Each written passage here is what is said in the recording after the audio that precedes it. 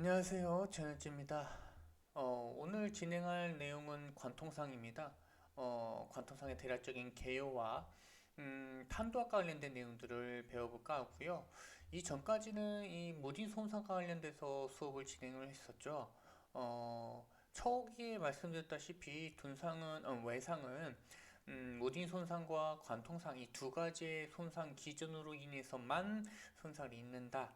외상을 입는다라고 말씀을 드렸었고, 이 전까지 수업을 마침으로 인해서 여러분들 둔상과 관련된 무딘 손상과 관련된 손상 기전은 모두 학습하셨다라고 보시면 될 것 같습니다.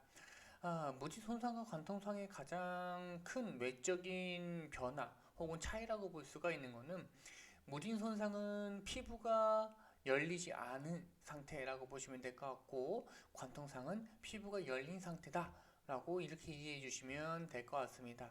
그러니까 일반적으로 우리가 손상을 당할 때 피부 바깥쪽으로 혈액이 흘러나온다면 이거는 관통상이라고 보셔도 되겠죠.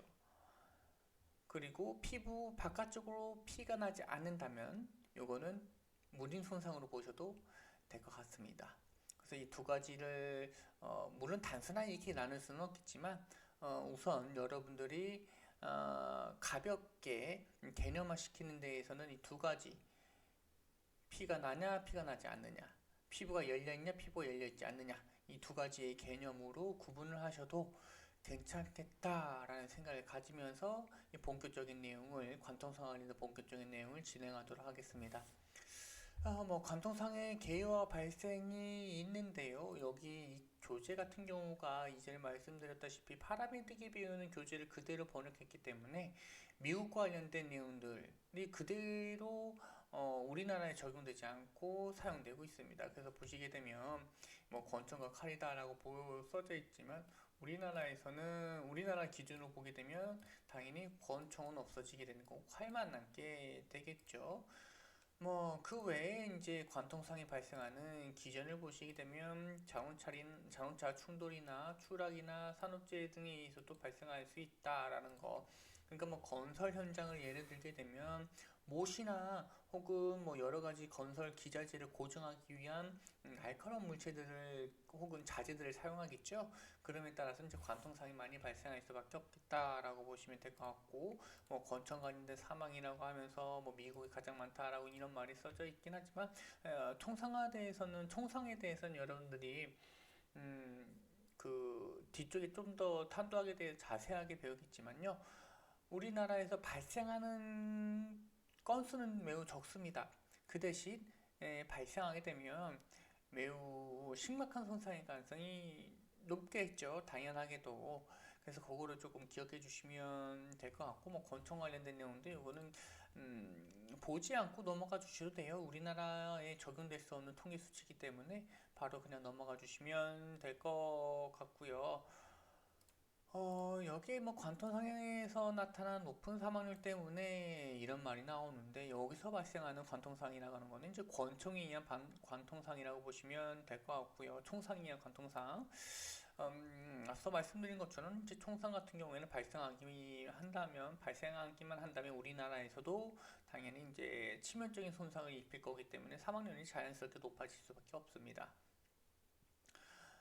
관통상에 분류하는 방법에 대해서 설명해 주고 있는데, 이 관통되는 물체의 속도에 따라서 중속 관통상, 저속 관통상, 중속 관통상, 고속 관통상 이 세 가지로 나누게 된다라고 보시면 될 것 같고요.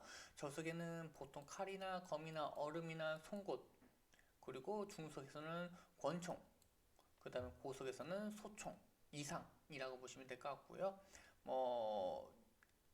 이 활 같은 것들 있죠. 화살 같은 것도 중속이라고 판단하시는 분들도 있겠지만요, 대부분은 저속에 해당이 된다. 쇠뇌나 활 같은 경우에는 저속이다 라고 보시면 될 것 같고, 이 부분이 솔직히 말씀드리면 이 부분이 이제 해시적인 내용들은 모두 다 합격적으로 이야기하고 있는 내용들이 다 있기 때문에 이 두 문장은 여러분들이 이제 문단은 꼭 기억해 주셔야 될 것 같습니다. 자, 저속 손상은 물체가 직접적으로 접촉한 신체 조직의 물체 이동 경로에 국한된다. 손상은. 그럼 칼로 여러분들이 오른쪽 보풀을 찌르게 된다면 오른쪽 보풀만 칼이 관통된 부분만 손상을 입는 거예요. 근데 이와 반대로 중속이나 고속 같은 경우에는 총알이 지나간 자리뿐만 아니라 그 주변에 있는 조직을 포함해서 그 반대편에 있는 조직이나 혹은 기관까지 영향을 줄 수 있다. 여기서 말하는 영향은 손상에 대한 영향이 되겠죠. 그래서 요거를 좀 기억해 주셔야 될 것 같고요. 뭐 관통상에 대한 운동 역학이 있는데 요거는 이제 무딘 손상에서 했던 내용들과 동일하기 때문에 이 운동 에너지와 관련된 계산 관련돼서는 동일하기 때문에 굳이 이 공식에 대해서 다시 한번 언급하지는 않을 건데요. 저 이 문단에서 설명했던 것처럼 가장 중요한 건 속력입니다. 속력이라고 보시면 될 것 같고, 이 속력이 매우 빠르다면 에너지는 엄청나게 급격하게 올라갈 겁니다. 그래서 여러분들 총알의 무게가 얼마인지 아세요? 4g입니다. 일반적으로 사용되는 총알의 무게는 4g밖에 안 해요. 근데 뭐 적어도 여러분들 50kg에서 뭐 70kg 정도의 몸무게를 가지고 있잖아요. 이 4g짜리가 70kg, 50kg짜리의 생명체를 없애버릴 수 있다는 점. 그러면 무게는 매우 작으니까 뭐가 더 빨라야지 된다?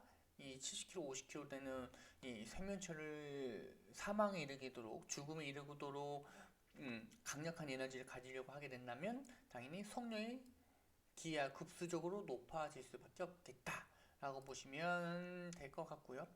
그래서 운동 에너지, 특히 관통상에서는 무엇이 중요하다? 속력이 좀 중점적으로 중요하다라는 점, 중점적으로 보셔야 된다라고 보시면 될 것 같고요.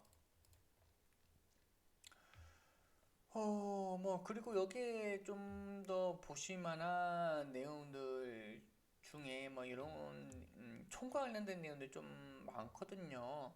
뭐 권총부터 저하는 초성부터 중속 에너지, 그다음에 탄환과 탄탄, 작은 탄환 뭐 이런 것들 쭉 나와져 있는데 여기보다 좀 더 중요한 내용은 여기 요겁니다. 그리고 이제 권총은 중속이라고 했죠. 소총은 고속이라고 했고, 그리고 이제 요거 속도라는 점을 좀 여기 속도를 조금 중요시 보셔야 되겠죠. 그죠? 그리고 뭐 그 아래에 있는 내용들은 이제 운동 에너지의 차이점들 이런 것들 보시게 되면 이제 속도가 뭐 결과론적으로 이야기를 하자면 속도가 빠른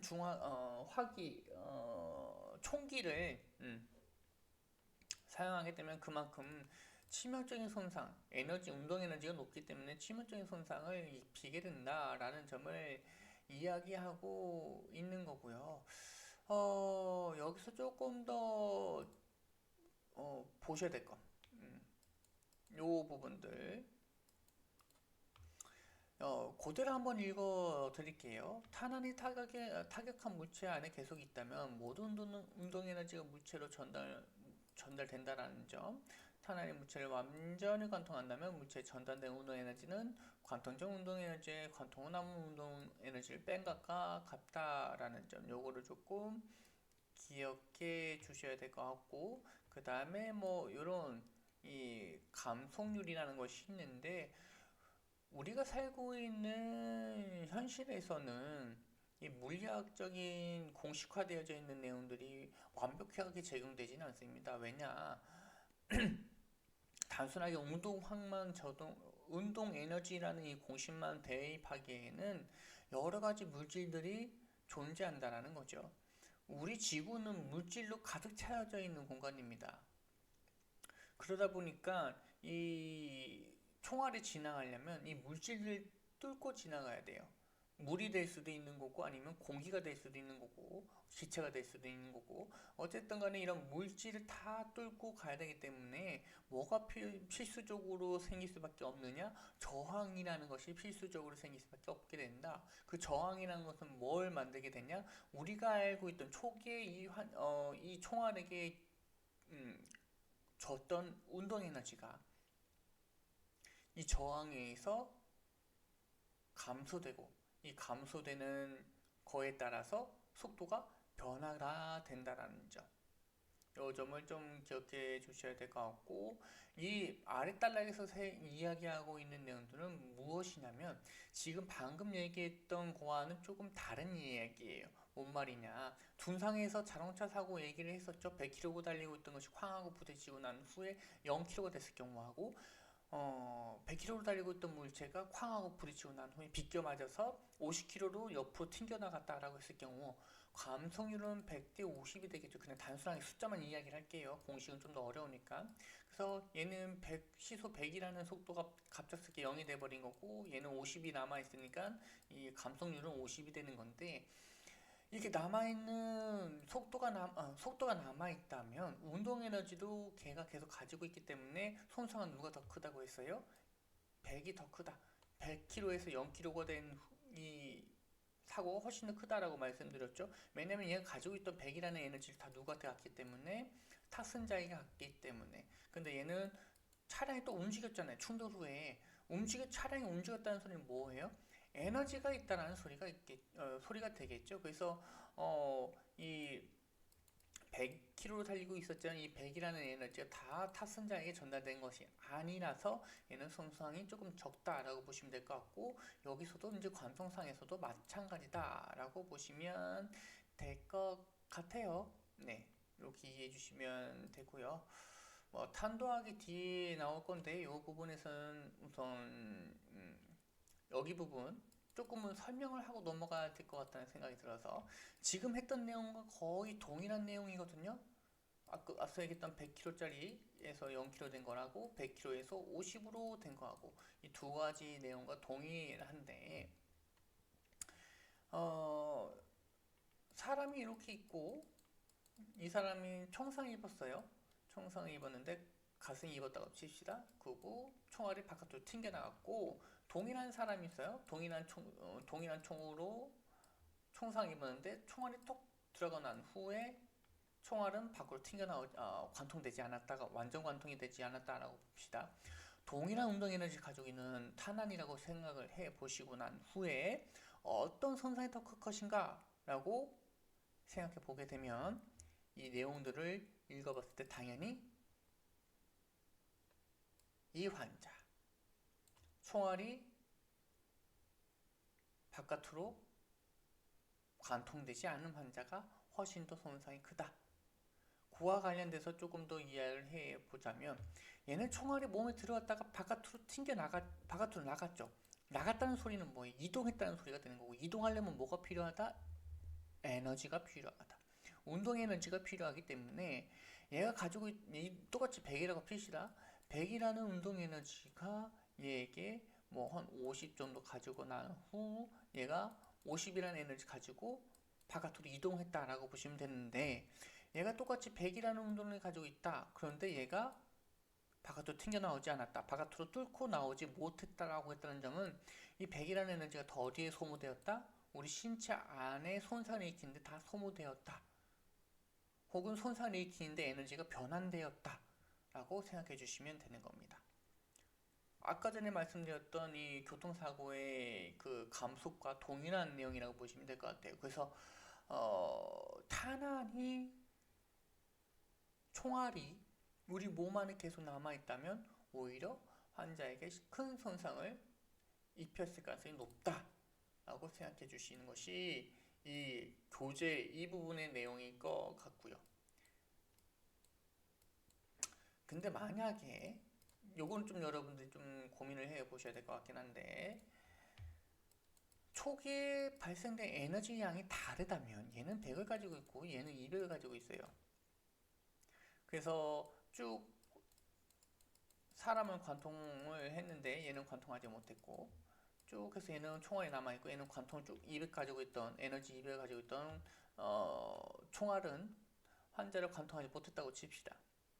근데 50이 남아있고 얘는 150이 환자에게 적용되고 얘는 100이라는 에너지가 다 전달되어져 있고, 그렇다고 치게 된다면 손상은 누가 더 클 수 있다라는 거죠? 아래에 있는 사람이 더 클 수 있다라는 점. 운동 에너지 양만 봤을 때는. 그래서 이거를 여러분들 조금 고민하기 위해서 뒤쪽에서 다시 한번 이야기가 나오겠지만, 환자 평가 때 뭘 해야 된다? 관통상일 때는 총의 종류를 여러분들이 꼭 파악해야 된다는 점. 이렇게 기억해 주시면 좋을 것 같고, 이제 탄도학을 배울 건데요.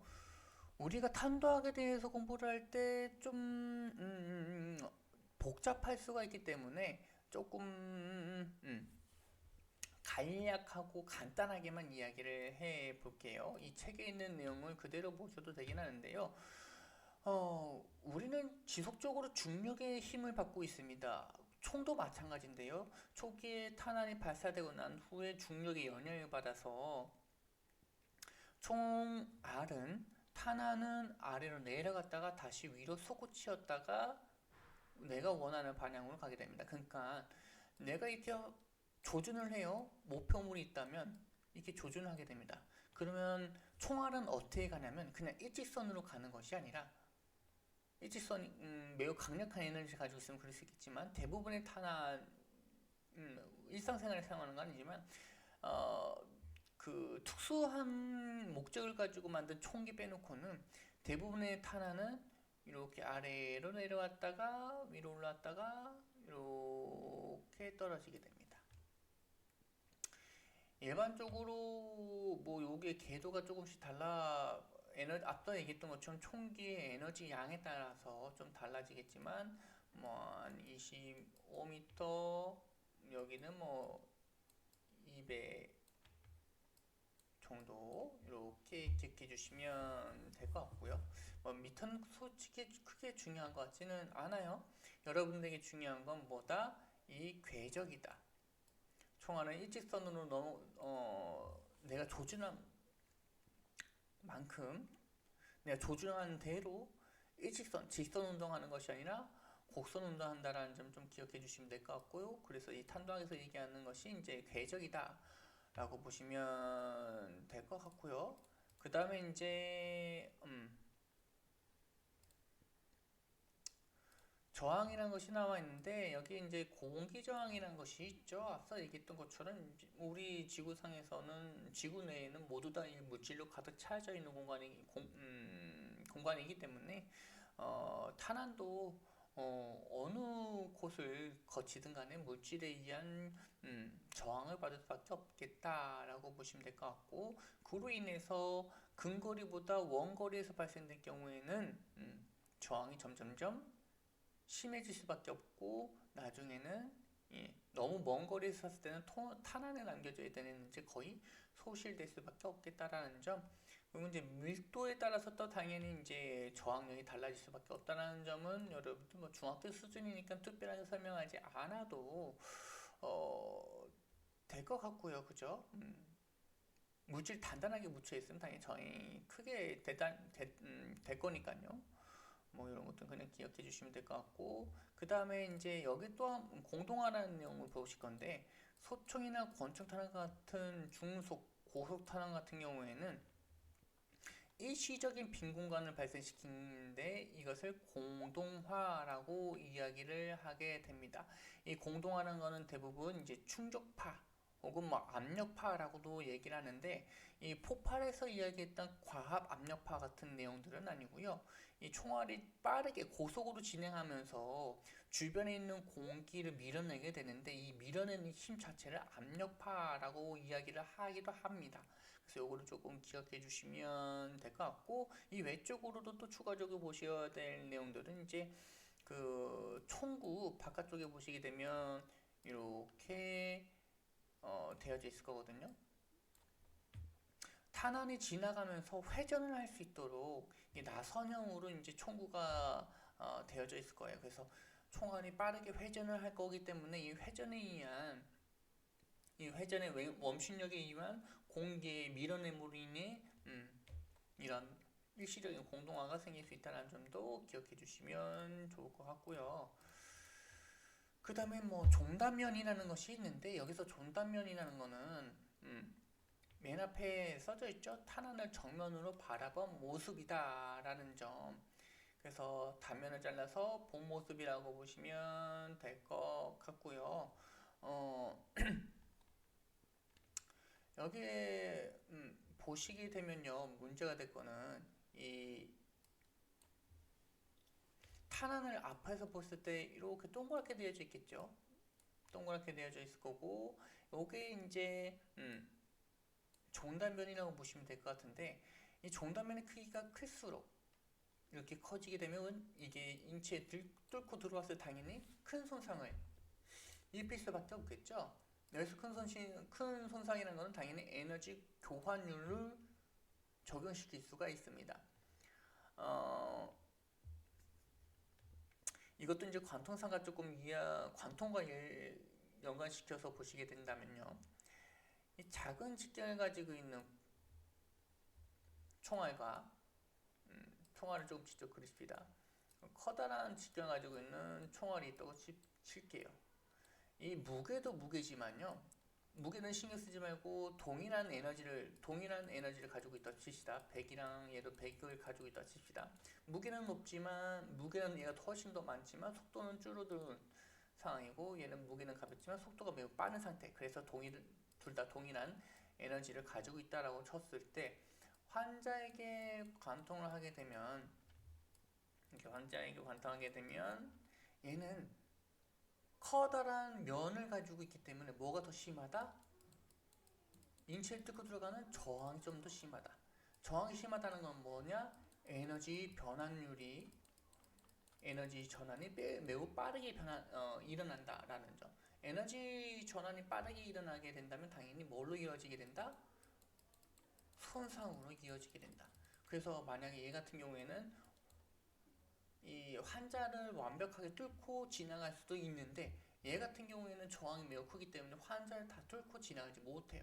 그렇다는 소리는 제가 앞서 설명했던 것처럼 총알이 우리 몸에 남아있다면 더 심각한 동일한 에너지를 가지고 있을 때, 하나는 완벽하게 관통해서 인체 밖으로 벗어났고, 하나는 인체에 남아있다면 뭐가 더 심각하다고 그랬죠?